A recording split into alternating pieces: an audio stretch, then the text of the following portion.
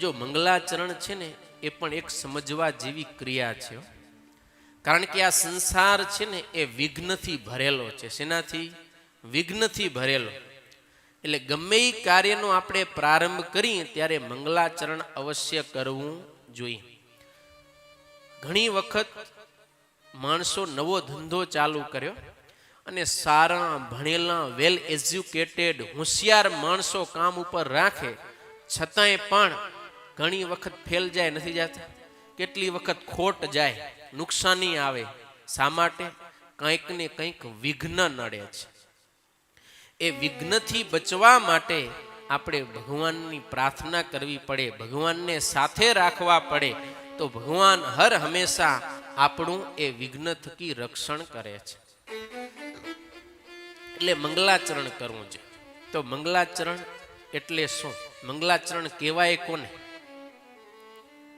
તો મંગલાચરણનો અર્થ છે મમ ગલયતિ ઇતિ મંગલમ તસ્ય આચરણમ મંગલાચરણમ. મમનો એક અર્થ થાય પાપ. મમ પાપમ ગલયતિ ઇતિ મંગલમ. જે આપણા પાપનો નાશ કરે એવી ક્રિયા એને કહેવાય મંગલાચરણ. તો ભગવાનનું સ્મરણ છે, ભગવાનનું ધ્યાન છે, એ આપણા પાપને દૂર કરનારું છે. એવું આચરણ કરી એને કહેવાય મંગલાચરણ. બીજો મમનો અર્થ શાસ્ત્રકારોએ બતાવ્યો છે મકારો જીવ.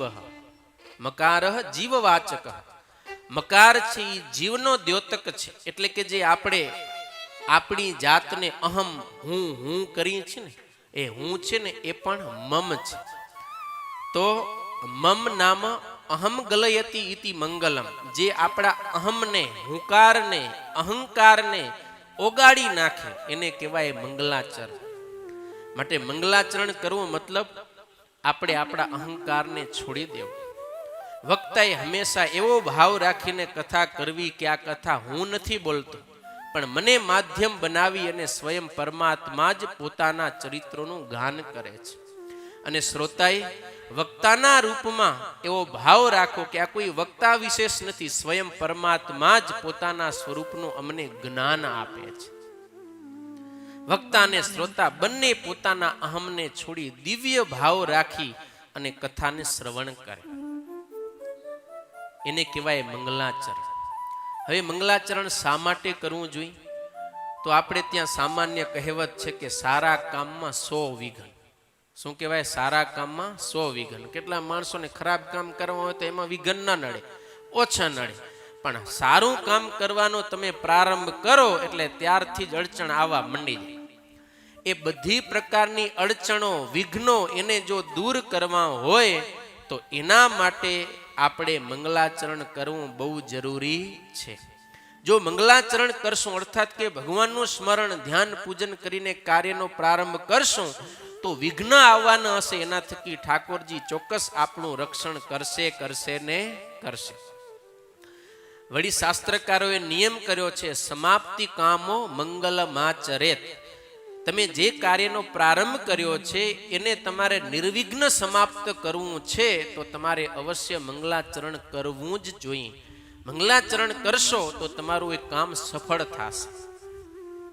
પછી કોઈ પણ ક્રિયા તમે કરતા હો, ઘણી વખત આપણે સત્કર્મ કરતા હોઈએ, ભગવાનનો જાપ જ કરવો છે ને, ભગવાનની મહાપૂજા જ કરવી છે ને, તોય મંગલાચરણ કરવું પડે. લ્યો, નહીતર આ ભગવાનની કથા જ છે નથી.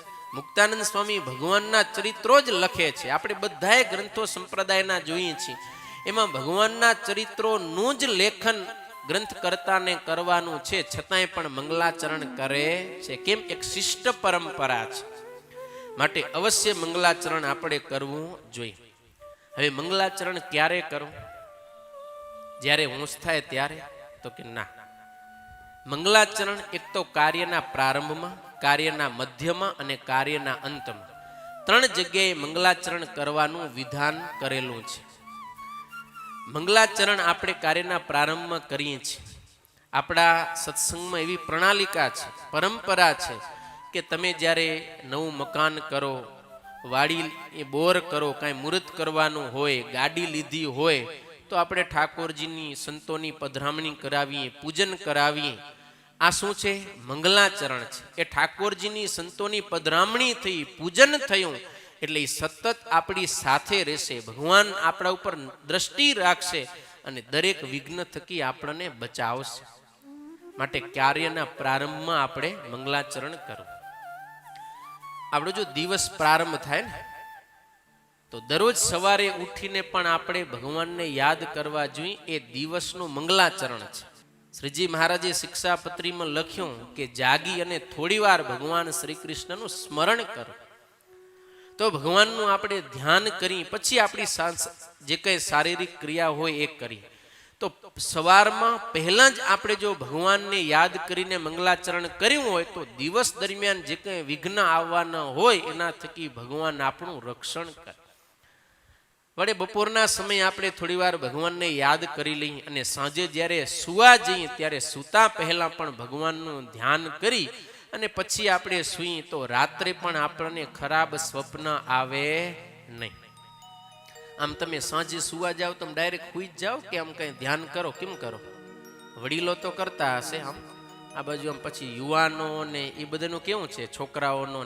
તમે સવારે અને સાંજે, સવારે ઉઠીને સાંજે સૂતા પહેલા ધ્યાન કરતા જશો. કદાચ ન કરતા હો કે બીજી રીતે કરતા હો તો હવેથી બધાને એવી ટ્રાય કરવાની કે કરવાનું જ કેવું કે સાંજે તમે સુવા જાઓ ત્યારે ભગવાન સ્વામિનારાયણ જે ચરણારવિંદ છે એ ચરણારવિંદનું 16 ચિહ્ન સહિત ધ્યાન કરવાનું. માત્ર 2 થી 5 મિનિટો. બધાએ ચિહ્નને ક્રમશઃ યાદ કરી મનમાં સ્વામિનારાયણ સ્વામિનારાયણ સ્વામિનારાયણ મંત્રનો જાપ કરતા 2 થી 5 મિનિટ ધ્યાન કરી પછી સૂવું. અને સવારે ઉઠી અને સીધું જ આપણે પલાઠી વાળી બેસી અને 2 થી 5 મિનિટ ચિહ્ન સહિત ચરણારવિંદનું ધ્યાન કરી અને પછી આપણી શારીરિક ક્રિયા કરવી.